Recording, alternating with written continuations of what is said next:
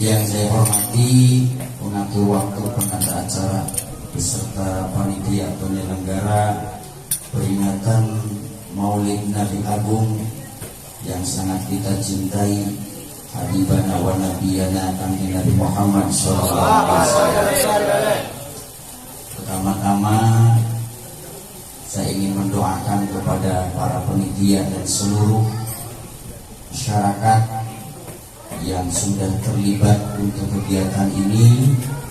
Mudah-mudahan kebaikan-kebaikannya dicatat sebagai amal soleh, dan kelak di yaumul qiyamah, andai saja kita tidak bisa dekat dengan Rasulullah, paling tidak bisa memandang wajah Rasulullah SAW.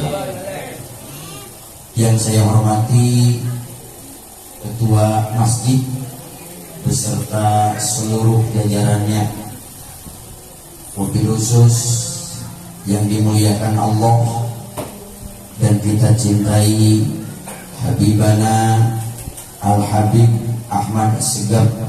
Kita doakan mudah-mudahan beliau sehat walafiat, panjang umur, menjadi berkah dan manfaat untuk kita semuanya.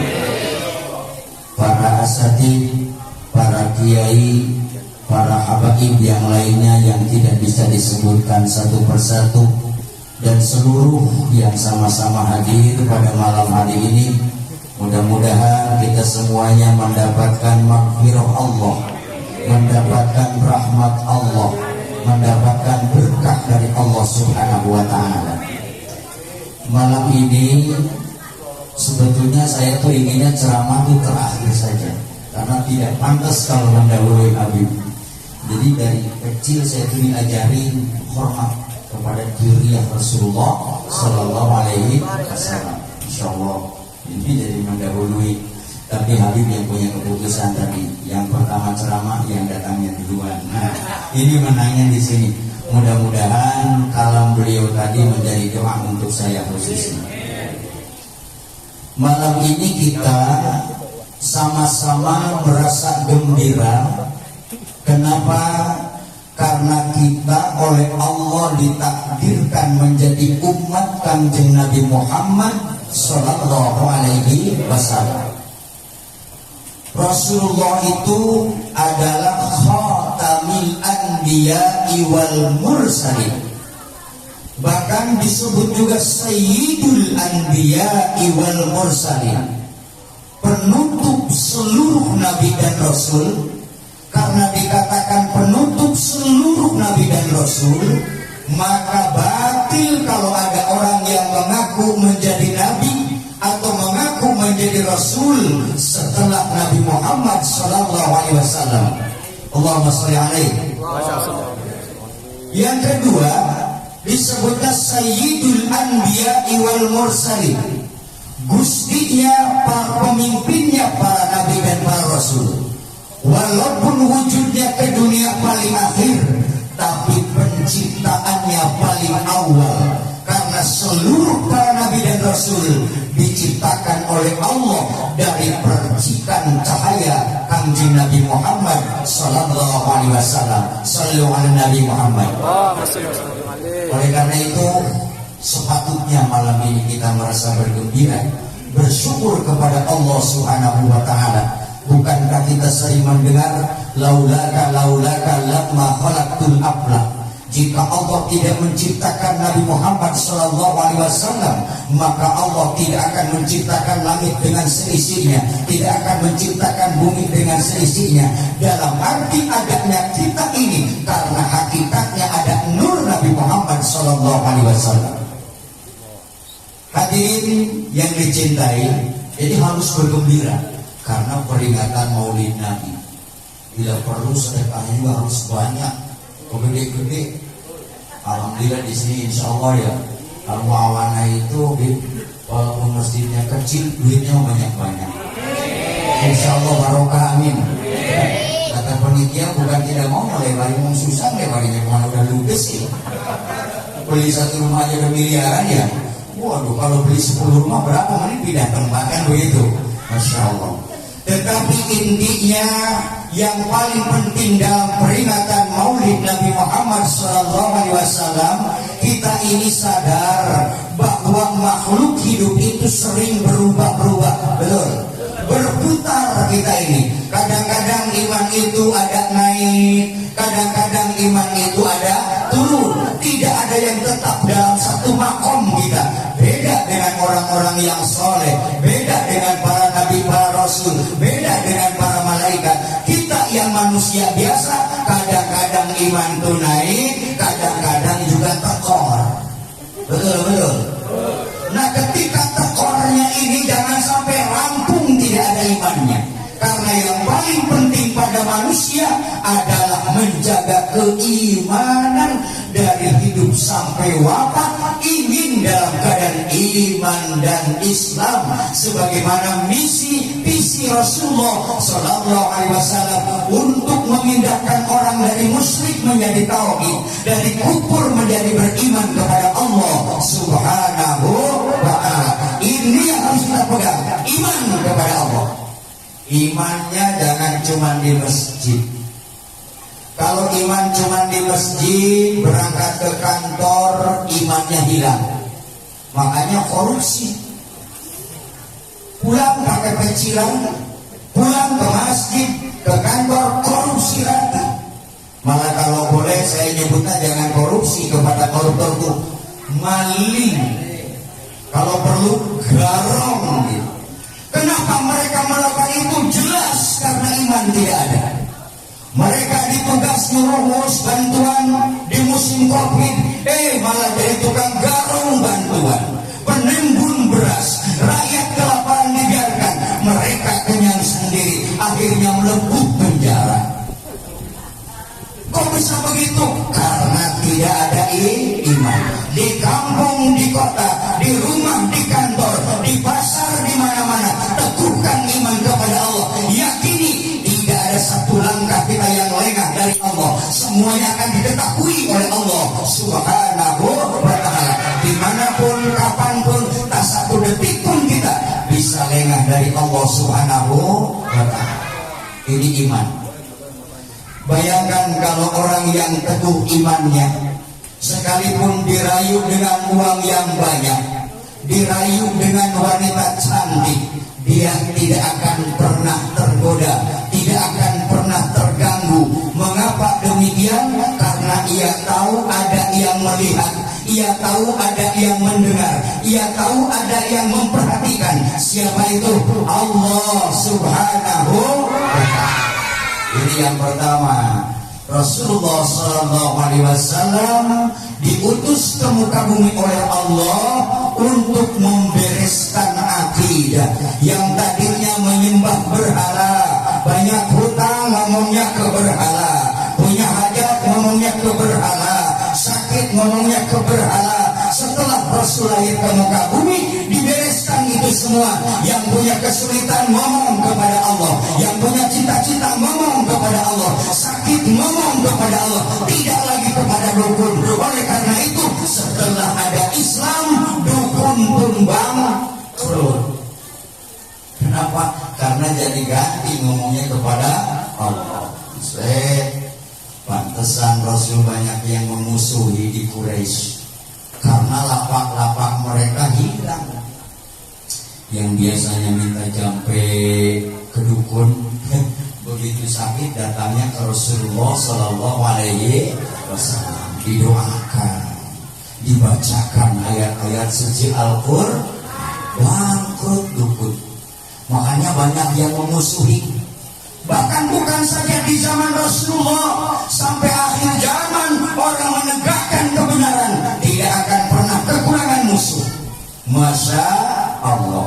Sampai akhir zaman orang menegakkan kebenaran tidak akan pernah kurang musuh. Tetapi yang penting semangat iman dalam hati bahwa yang dijalankan adalah benar-benar kebenaran atas syariat ajaran yang diberikan kepada Rasulullah Sallallahu Alaihi Wasallam. Jaga iman. Insya Allah mudah-mudahan kita semua husnul. Di Quran dikatakan fa'lam annahu la ilaha illallah. ketahui bahwa tiada Tuhan selain Allah. Kalau dijabarkan panjang, la maujuda illallah, la ma'buda illallah, la maqsuda illallah, la matluba illallah. La maujuda illallah artinya tidak ada yang menciptakan kecuali Allah. Kita ini ciptaan Allah. Yang kaya ciptaan Allah, yang miskin ciptaan Allah, yang pintar, yang bodoh, yang ganteng, yang cantik, termasuk yang paling jelek, semua ciptaan Allah Subhanahu wa ta'ala. Orang yang nasibnya beruntung menurut duniawi, jangan takabur, tapi ia harus bersyukur, karena itu titipan siapa? Allah. Dan orang yang keadaannya lemah, miskin, jangan putus asa, karena mungkin dengan cara itulah Allah ingin masukkan kita ke surga. Amin Allahumma. Satu akidah yang panjang-panjang lah, gak enaknya ceramahnya. Kalau sendirian malah kemana, ya kan? Teguhkan Qul inna salati wa nusuki wa mahyaya wa mamati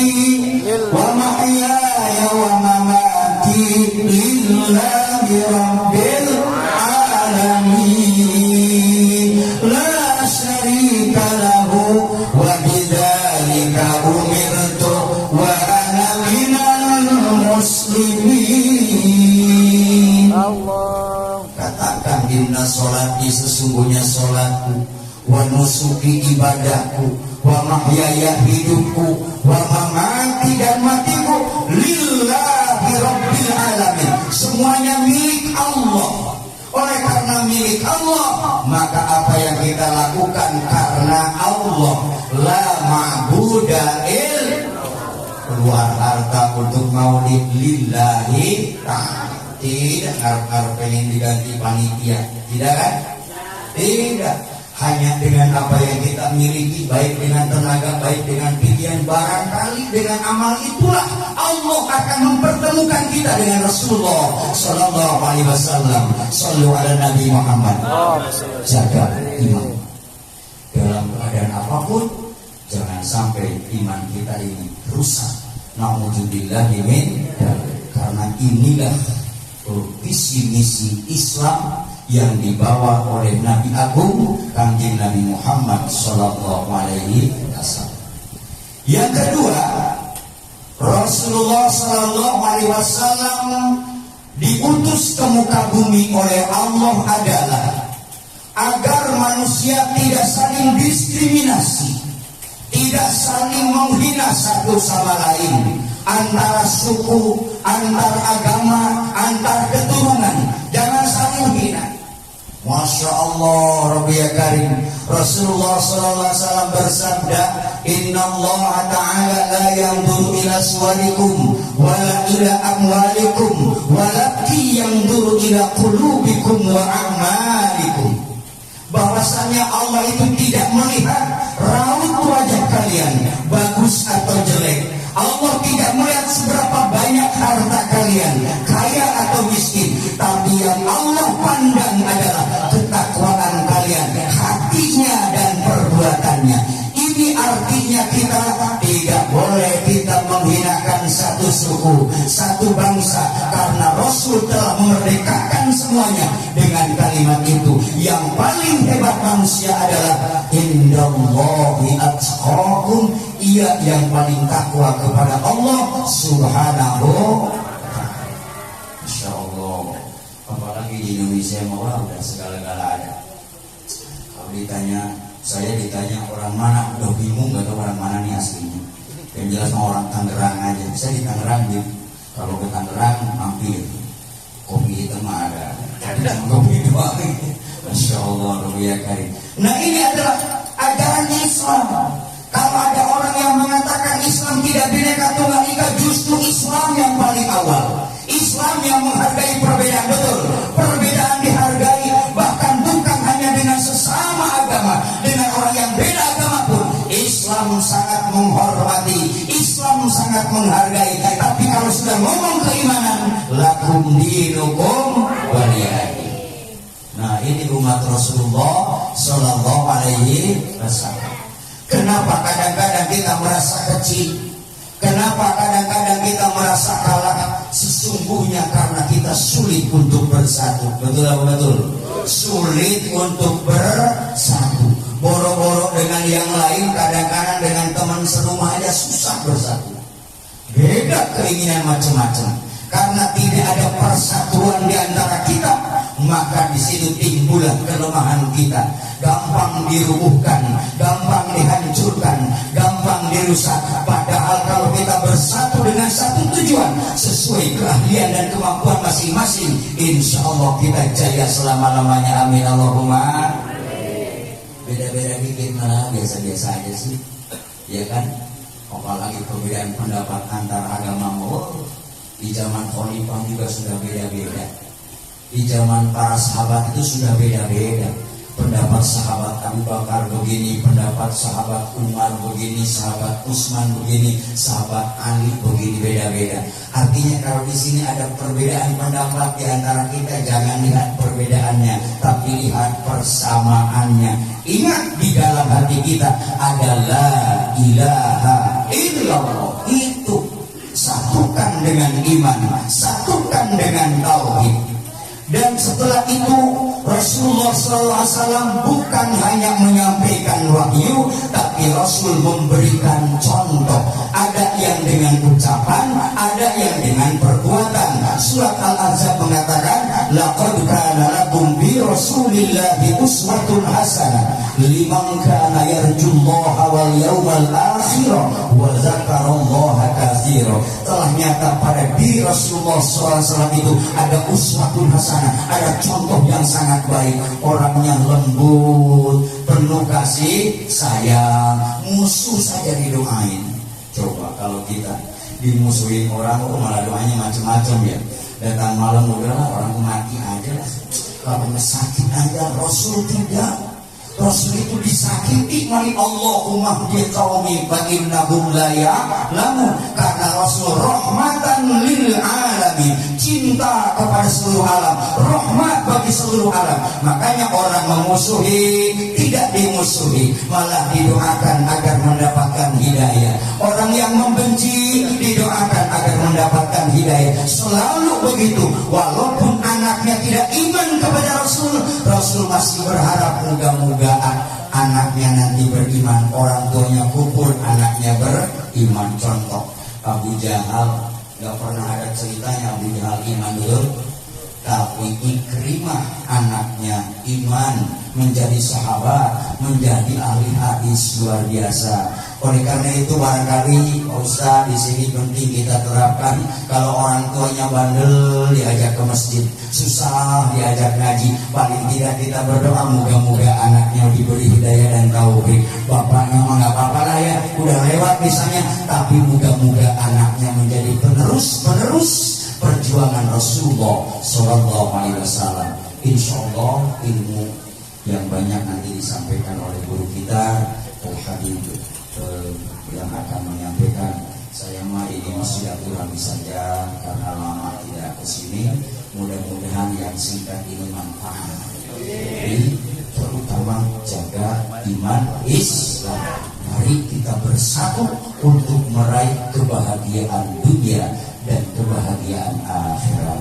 Hadanallahu wa iyyakum ajma'in. Rabbana taqabbal minna innaka antas sami'ul 'alim wa tub 'alaina innaka antat tawwabur rahim. Wassalamualaikum warahmatullahi wabarakatuh.